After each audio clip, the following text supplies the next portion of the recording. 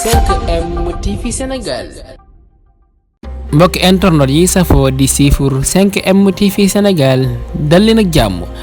Aïssatou Diop Fall bu TFM dal na yëkkati ay kàddu yu ñaaw lool daal ko jëmale ci ki nga xam ne daal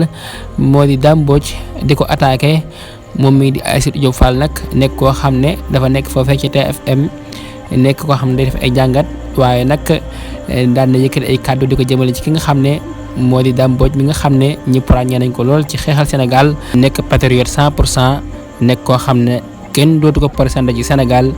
moom la Aïssatou Diop Fall di attaqué di ko wax ne daal yéen daal da ngeen di profité ci Ousmane Sonko da ngeen di profité ci moom di business ci moom waaye nag li ngeen di wax dëgguwul ci yéen loolee nag bokk na ci la nga xam ne daal métti na Dame Mbodj ba tax mu génn moom Dame Mbodj di ko tontu di wax na daal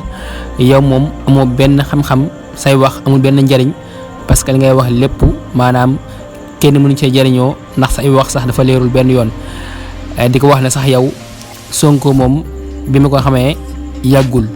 ndaxte kat Sonko bi ma koy xam ay 2008 laa ko xam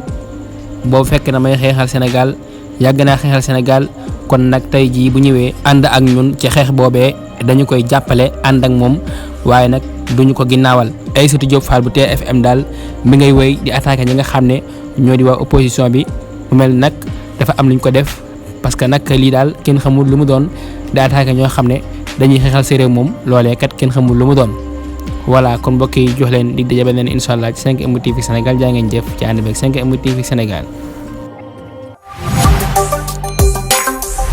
5M TV Sénégal.